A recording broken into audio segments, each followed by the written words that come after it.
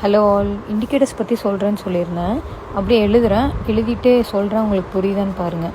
First வந்து விவேப்பு, இது மோஸ்ட்டாக எல்லாத்துக்கும் தெரியும்னு நினைக்கிறேன். நெக்ஸ்ட்டு வந்து ஆர்எஸ்ஐ வந்து ஆக்சுவலாக உங்களுக்கு அதுவும் காமன் இண்டிகேட்டர் தான். இது வந்து மொமெண்டமும் overbought oversold level இருக்குது இல்லைங்களா, அதெல்லாம் காமிக்கும். ஆர்எஸ்ஐ வந்து அபவ் 70 இருந்துச்சுன்னா ஓவர் பாட் அப்படின்னா செல்லிங் ஆப்பர்ச்சுனிட்டி. ஆர்எஸ்ஐ வந்து பிலோ 30 இருந்துச்சுன்னா ஓவர் சோல்டு அப்படின்னா பையிங் ஆப்பர்ச்சுனிட்டி.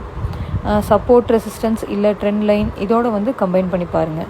நெக்ஸ்ட் வந்து மூவிங் ஆவரேஜ், அதாவது இஎம்ஏ எக்ஸ்போனென்ஷியல் மூவிங் ஆவரேஜ். இது வந்து ட்ரெண்டை ட்ராக் பண்ணும், சப்போர்ட் ரெசிஸ்டன்ஸ் எல்லாமே காமிக்கும். இதோட காமன் செட்டப் வந்து எழுதுகிறேன் பாருங்கள், புரியுதான்னு பாருங்கள். காமன் செட்டப் வந்து 9 இஎம்ஏ ப்ளஸ் 21 இஎம்ஏ. இப்போ இந்த 21 க்ராஸ் பண்ணிவிட்டு மேலே போச்சுன்னா பை சிக்னலு, 21 க்ராஸ் பண்ணிவிட்டு கீழே போச்சுன்னா வந்து செல் சிக்னலு. 5 மினிட்ஸ் இல்லை வந்து 15 மினிட்ஸ் சார்ட் வந்து யூஸ் பண்ணுங்கள். நெக்ஸ்ட்டு வந்து MACD, moving average convergence divergence, இதுவும் காமன் இது தான். எம்ஏசிடி லைன் வந்து சிக்னல் லைனுக்கு மேலே க்ராஸ் பண்ணும்போது வந்து பை பண்ணணும். எம்ஏசிடி வந்து கீழே க்ராஸ் பண்ணும்போது செல்லு. இப்போ ட்ரெண்டு வந்து கன்ஃபார்மாக இருந்துச்சுன்னா இது வந்து நல்லா ஒர்க் ஆகும். நெக்ஸ்ட்டு வந்து சூப்பர் ட்ரெண்ட் இண்டிகேட்டரு. இது எப்படின்னா செட்டிங்ஸ் எவ்வளோ வைக்கணுங்கிறத நான் சொல்கிறேன். 10, 3 இல்லாட்டி 7, 3 வந்து ட்வீக் பண்ணிக்கலாம். இது எப்படி யூஸ் பண்ணணும் அப்படின்னு பார்த்தீங்கன்னா, சூப்பர் ட்ரெண்ட் வந்து க்ரீன் ஆனால் பை, ரெட் ஆனால் வந்து செல்லு. ஓகேங்களா. அப்புறம் வந்து பிவோட் பாயிண்ட்ஸ் வந்து R1, R2 அது வந்து ரெசிஸ்டன்ஸு, S1, S2 அப்படிங்கிறது சப்போர்ட்டு. அது வந்து இது உங்களுக்கு நல்லாவே யூஸ் ஆகும். நெக்ஸ்ட்டு இது வந்து பெஸ்ட்டு காம்பினேஷன் என்னென்னு பார்த்தீங்கன்னா, விவேப்பும் ஆர்எஸ்ஐயும் சூப்பர் ட்ரெண்டும் சேர்ந்து இருக்கிறது தான் ஒரு பெஸ்ட் காம்பினேஷன். விவேப் வந்து ட்ரெண்டோட பயாஸ் காமிக்கும், சூப்பர் ட்ரெண்டு வந்து என்ட்ரி சிக்னலுக்கு யூஸ் ஆகும், ஆர்எஸ்ஐ வந்து overbought oversold avoid பண்ண வந்து ஹெல்ப் பண்ணும். நெக்ஸ்ட்டு இதுக்கு கூடவே ஒரு சிம்பிள் ஸ்ட்ராட்டஜி நான் போட்டிருக்கேன், இது புரியுதான்னு பாருங்கள். டைம் ஃப்ரேம் வந்து 15 மினிட்ஸ் வச்சுக்கோங்க. இண்டிகேட்டர்ஸ் பார்த்திங்கன்னா விவேப்பு டிஃபால்ட் செட்டிங்ஸ் வச்சுக்கோங்க. ஆப்ஷனல் இது 14 பீரியட் ஆர்எஸ்ஐ, எதுக்கும் ஒரு கன்ஃபர்மேஷனுக்கு வச்சுக்கோங்க. நெக்ஸ்ட்டு ஸ்ட்ராட்டஜியோட ரூல்ஸ் வந்து நான் சொல்கிறேன்.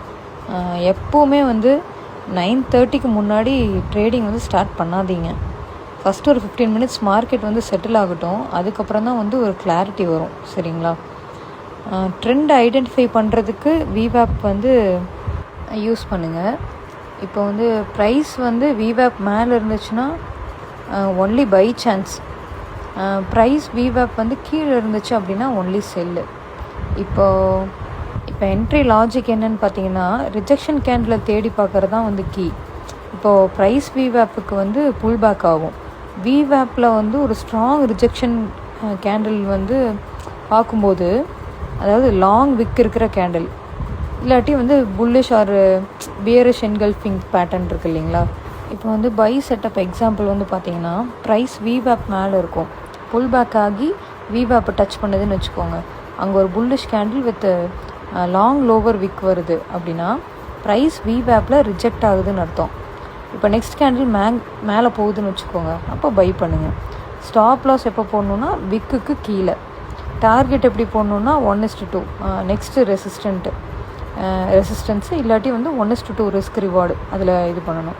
நெக்ஸ்ட்டு செல் ட்ரேடு செட்டப் பார்த்திங்கன்னா, ப்ரைஸ் வந்து விவேப்பு கீழே இருக்குது, புல் பேக் ஆகி விவேப் டச் பண்ணுதுன்னு வச்சுக்கோங்க, பியரிஷ் என்கல்ஃபிங் கேண்டில் ஃபார்ம் ஆகுது. நெக்ஸ்ட்டு கேண்டில் வந்து டவுன் கன்ஃபார்ம் பண்ணும்போது செல் பண்ணுங்கள். ஸ்டாப் லாஸ் எப்போ போடணும் அப்படின்னா, ரிஜெக்ஷன் கேண்டில் வந்து ஹைக்கு மேலே, டார்கெட் வந்து நெக்ஸ்ட்டு சப்போர்ட்டு. இப்போ எக்ஸ்ட்ரா ஃபில்டர்ஸ் பார்த்திங்கன்னா ஆப்ஷனல் தான், இது இருந்தாலும் கொஞ்சம் சாலிடாக இருக்கும்.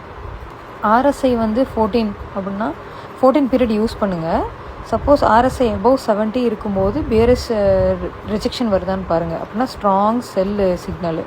இப்போ ஆர்எஸ்ஐ வந்து பிலோ 30 இருக்கும்போது புல்லிஷ் ரிஜெக்ஷன் வருதான்னு பாருங்கள், அப்படி இருந்துச்சுன்னா ஸ்ட்ராங் பை சிக்னல் அது. அப்புறம் மெயினான விஷயம் வந்து பார்த்திங்கன்னா, 9:30க்கு முன்னாடி கண்டிப்பாக ட்ரேட் பண்ண வேண்டாம். இப்போ வந்து அப்புறம் இன்னொன்று விவேப் வந்து ஃப்ளாட்டாக இருந்தாவோ ப்ரைஸ் வந்து சாப்பியாக இருந்தாவோ தயவு செஞ்சு வந்து ட்ரேட் அவாய்ட் பண்ணுங்கள். ஸ்டாப் லாஸ் வந்து மஸ்ட்டு. கேபிட்டலை வந்து ப்ரொடெக்ட் பண்ணுறது தான் வந்து ப்ராஃபிட்டை விட ரொம்ப ரொம்ப முக்கியம். இது வந்து எப்படி ஒர்க் ஆகுதுன்னு பார்த்தீங்கன்னா, விவேப்னா இன்ஸ்டியூஷன்ஸ் இருக்காங்க இல்லைங்களா, அவங்க யூஸ் பண்ணுற ஜோன் ரிவர்சல் இல்லை கண்டினியூஷன் வந்து டிசிஷன் அவங்க அங்கே பண்ணுவாங்க. இப்போ பிரேக் அவுட் ஃபாலோ பண்ணுறது இல்லை, pull back plus rejection wait பண்ணுறது, அதுதான் வந்து ஹை ப்ராபபிலிட்டி ட்ரேட்ஸு. இது வந்து Nifty, bank Nifty, stocks, option எல்லாத்துக்குமே வந்து இது ஒர்க் அவுட் ஆகும். ஃபைனலாக சொல்லணும்னா இண்டிகேட்டர்ஸ் வந்து 20% தான். Price action, risk management, experience இதெல்லாம் தான் வந்து 80% ஒர்க் ஆகும். சரிங்களா? இண்டிகேட்டர்ஸ் விட முக்கியம் வந்து ப்ரைஸ் ஆக்ஷன் அண்டர்ஸ்டாண்ட் பண்ணுறது, candle stick patterns, support, resistant, trend line break